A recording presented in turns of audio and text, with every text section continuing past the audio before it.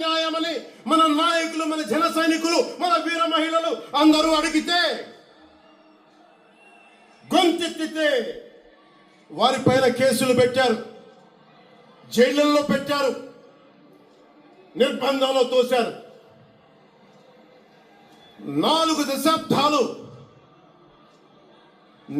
దశాబ్దాల సుదీర్ఘ రాజకీయ అనుభవం ఉన్న నాయకుడిని అక్రమ కేసుల్లో బంధించారు.